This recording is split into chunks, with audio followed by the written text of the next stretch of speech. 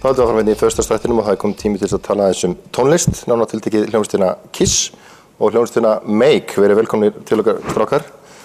Þið eru báðir úr hljómsveitinni Make. Kannski byrjum á þessu nafni. Ég fylgdist nú með þessu einhvern tímann á netinu. Það var eitthvað að vera að berjast að finna nafn á þessa hljómsveit sem að sérhæfa sig í Kiss. Já, þú tekur þessa sko. Já, við fengum á endanum nokkrar skemmtilega tillögur og leituðum til nokkra valinkurina einstaklinga og fengum góðar tillögur en enduðum á því að velja tillögu Braga Valdimars sem mikill Kiss-aðdáandi eins og reyndar margoft hefur komið fram í fjölmiðlum hjá honum en þetta hérna þegar það var með Kiss, það var að líkja hljómsveitum við Kiss plötukóver í hljómskálanum og svona einhvern tímann í þættinum sem íslenskt mál þá var hann að stúdera veggjakrót og hvað skrifaði hann á vegginn? Kiss best. Þannig að tillagan kom frá honum, Make. Já, Make. Og þá tilvísun í að meika það og Make. Já. Og... Já. Þetta er að mörgum levelum gott nafn. Að tveimur allavega. Og eiginlega, sko, Make, við vorum ekki að reyna að meika það, það var eiginlega hugmyndin. Þannig að þess vegna var það líka svolítið skemmtilegt. Það er líka 4 stafir, sko. Vissulega, já, þá skil ég. 4 levelum. 4 levelum. En þú ert þarna að feta í fótspor þá 2 manna eða hvað?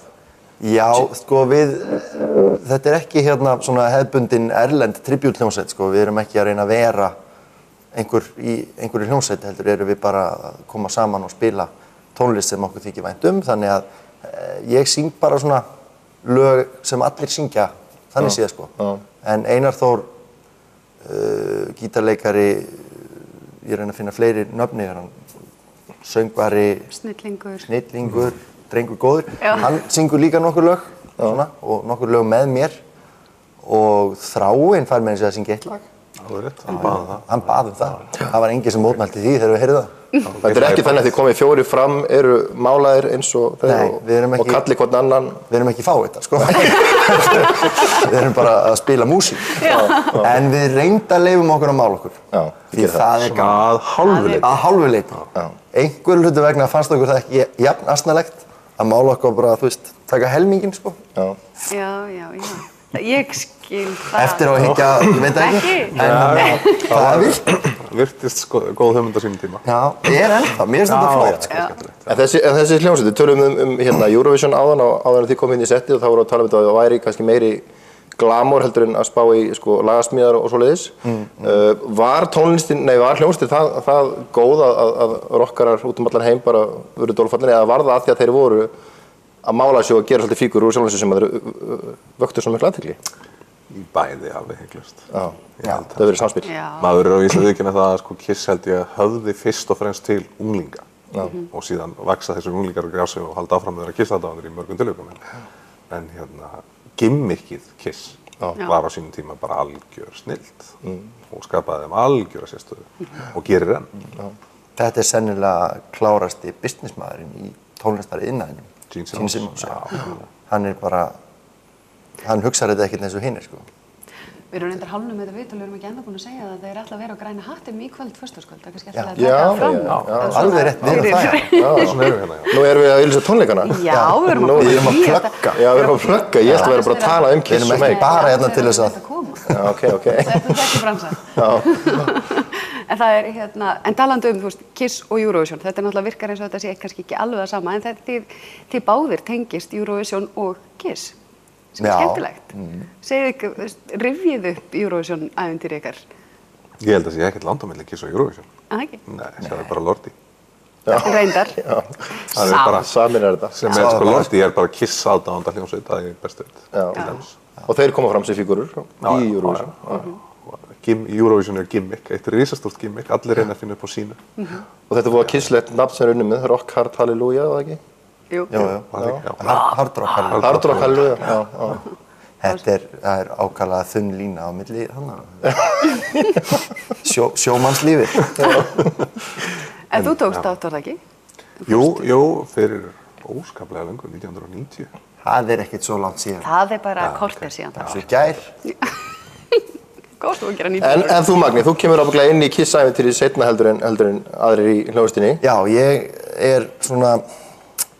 ég er ekki þessi Kiss-fan sem þeir eru, sko. Nei, þeir eru náttúrulega upplifðu þetta sem unglingar.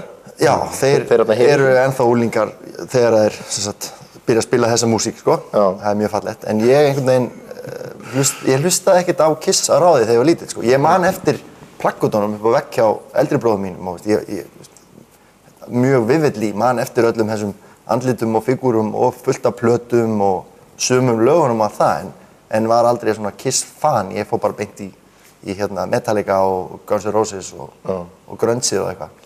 En náði að svindla mér inn í þessa hljómsveit, svona innum mjög vafasamar bakir með því að hvað ég segja það? Með að vera með símanúmerið hjá sem sagt forsöngvara Kiss í símanum mínum. Og var þar að leiðandi bara tekin gildur í þessu hljómsveit. En svo náði þráin símanúmerinu sko af mér eftir síðasta gig, þannig ég held ég var rekinn eftir það sko. Ég hefði þjónað mínum tilgangi. Þannig að þeir vissu að þú gæti hringt í mann sem gæti jafnvel spilað með ykkur á tónleikum í Reykjavík síðar meir. Já. Eða Akureyri. Sem að gerðist. Já, eða jafnvel Akureyri sko. En hvernig náður þessu símanúmeri? Eftir vafasögum baktir? Það bara, hann hringdi í mig og mér var boðið að túra sem sagt með Paul Stanley í Ástralíu í 2007 þegar hann gaf út einhverja plötu. Já. Og þá sem sagt fór húsbandið úr Rockstar sem var svona mitt Eurovision-ævintýri. Þetta allt svipað. Og fóru þeir og spiluðu undir hjá honum á þessu tónleikaferðalagi og gítarleikarin komst ekki með, hann var að fara að spila með Cher sem ekkert rock, ekki neitt. Cher var einu sinni með Gene Simmons og við tengjum þetta nú enn og aftur. Sko, og horfði einu sinni á Eurovision í sjónvarpinu og voru að túra í Evrópu. Já, ég afþakkaði það pent þar sem að ég kann ekkert á gítar og þurfti að fara heim. Sagðirðu nei við Paul Stanley? Já. Oh my god, Ég sagði sérst nei við tónlistarstjórann, hann Paul Markovits, sem aftur, svo hringdi Paul í mig og spurði, really? Ekki? Þannig að allt í góðu bara. En þráin núna með símanúmerið hans og ábyggilega að horfa á það alltaf bara. En var ekki það að hafa sagt nei við Paul Stanley þýðir hann megi ekkert vera í hljómsveitinni? Eða það er svo svalt, það er svo svalt. Þið er ekki bara að meika það. Já, akkurat, við ættum ekki að meika það. Það er góðið, sko. Þannig að hafnaði ég besta tækifærunum til þess, þannig að þetta var, já. En fyrir svona alvöru Kiss-aðdáendur sem að mæta í kvöld, hverju eiga þeir von á? Hvaða plötur eru þið mestmegnis að spila? Ég held að sé óhætt að segja að við spilum ekki mikið af nýjasta efninu. Nei. Við erum eiginlega nánast eingöngu í 70s og aðeins í 80s. Já, meðan þeir eru ennþá málaðir. Já, að langmestu. Samt við nú spilað tvisvar áður á Græna. Við ætlum að taka svolítið af lögum sem við höfum ekki tekið áður þar vegna þess að við spiluðum í janúar með Bruce Kulick sem var gítarleikari Kiss í 12 ár. Og þá bættum við nokkrum lögum sem hann hafði spilað. Og vorum ekki málaðir. Vorum ekki málaðir af því að hann var ekki málaðir, já. Hann var sérst aldrei málaðir. Hann hafði akkurat þessum 12 árum í Kiss sem þeir voru aldrei málaðir. Svo bara leið og hann hætti, þá aftur sparslað. Já. Þá líka þurftu þeir að fara að mála sig. Þetta farið að vera svolítið. Já. Þá fyrst þurfum við að mála sig. Það nota meiri máling en áður. Já. Byrja á spastli, það svona undirmáling. Ég segi bara góða skemmtun. Við þurfum samt að lokum að ræða við á Sjósund. Magni. Já, Magni var Sjósund. Trendsetter. Það er búið að skora okkur að fara í Sjósund. Já. Been there, done that. Já. Þú eiginlega tókst þetta til Íslands frá Færeyjum. Já, sko, Jekvan Hansen, félagi minn og Færeyingur, sem sagt, mér skilst að allir Færeyingar séu búin að hoppa í sjóinn. Já. Bara allir. Bara það er búið að henda þeim sem komast ekki fram á rúminu sjálfur, sko. Það er bara allir farnir í sjóinn. Og einn er að skora á Jekvan sem byrjaði á sig hér, þannig að. En sko, er þetta ekki vesen? Ég hef áhyggjur af þessu, sko. Sko, ég gerði þetta á Djúpavogi og það var, sko, þú veist, 15 stiga hiti og glampandi sól, það var rosa fínt, sko. Við erum bara að fara að gera þetta núna, sko. Já, það er ekki gátt. Það er rosalega kallt úti. Svo er búið að senda mér svona fréttir fólk sem hefur bara dáið til þess að Ég hélt ég myndi deyja. Ég skil ekki útlega, sko. Ég hélt ég myndi deyja, sko. Er það ekki? Já. Dó ekki eitthvað inn í sálina? Ég hræddur við sjóinn. Já. Ekki gera eins og ég gerði. Ég hoppaði sko onni með fæturna á undan, bara beint onni. Já. Sekkur rosalega djúpt. Oh my god. Það er miklu betra að stinga sér, það kemur upp. Og söngst eitthvað svona, hafið er svart. Nei, mér brá svo við kuldan að ég opnaði munnina og rákaði mistök. Ekki gera það. Saltbragðið munninn. Og farið marglittu, veistu það, Bara opnaði munnina og marglitta upp í mig. Er þetta síðasta viðtalið? Já. Já, þá ætlum við að enda þetta með því að Var ekki eitthvað sem fór úr kjálkalið við að gera þetta? Hopp í sjóinn? Nei, það var gaurinn í Eurovision. Já, ég var að reyna að tengja það í Eurovision. Mér raunverulega minnir að einhver hérna á Íslandi hafi tekið þessa áskorun Og farið úr og kjálkanum. öskra svo hátt með svo galopinn kjaftinn þegar það lendi í kuldanum. Maður fór úr kjálkalið og var bara með opinn kjaftinn í kafi. Sem að dregur okkur aftur í kistaði tungur hans bara fór alveg hingað. Nákvæmlega. Og marglittur og bara rugg. Herra, við ætlum að vera í sjóinn. Nei. Það er búið að skora á mig. Þetta er rosalega gott. Já. Gott fyrir húðina. Og meira svo hérna tökumanninn, Árna tökumann. Árni, sjáðu hvað hann er alveg jafn stressaður og ég. Ætli að henda tökumannum ykkur í sjón. Það er búið að skora hann líka, þannig að við verðum að gera. Ykkur til málsbóta, þá er sko, þú veist, Hreimur, Erna Hrönn, Pétur Jesú. Þetta er svona fólk sem ég myndi ekkert setja efst á listan yfir nagla, sko. Þau eru öll búin að hoppa í sjón. Mér finnst þetta samt svolítið pressa. Já, Pétur Örn meina sig að fá nakin. Já. Sumir fara bara í alfatnaði og það er alveg orð. Þetta er allt svona innibúkar. Veitu, Nema Erna. hvernig á maður það að fara? Þú var bara strikt án, hopp í sjóin, upp aftur, máldett. Passa bara að taka einhver upp, svo svona vandræðalegt ef það tekur þetta enginn upp, þá trúir enginn, sko. Förum í þetta, þið farið á tónleika og jafnvel komum við rennandi blaut inn á tónleika hjá okkur í kvöld. Já, það verður allir Ásamt öðrum. blöytir þar, sveittir og flottir. Já, með saltbragð í munni. Og margbeitur. Og takk hérlega fyrir komuna.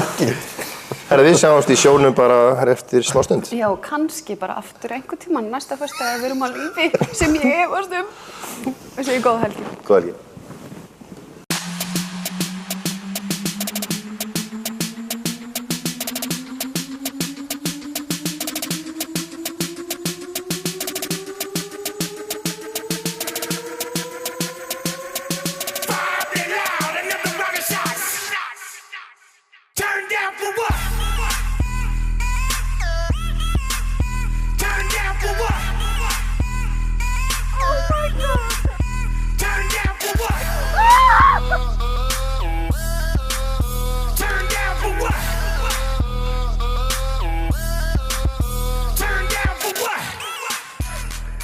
Herra, já, þetta tókst og hérna, það var ekkert kalt nema bara til að byrja með og svo í blá lokkin og svo tíman á milli.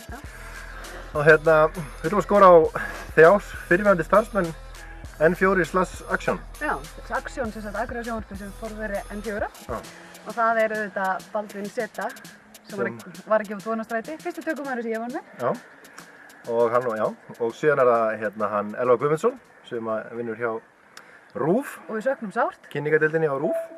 Og svo er það auðvitað Sindri á Stöð 2, Sindri Þór Sverrisson. Klippar á Stöð 2. Klippar á Stöð 2. Þið eruð að fara að massa þetta. Þið eruð að fara að hoppa í sjóinn og þið bara ráðið hverju að gera það.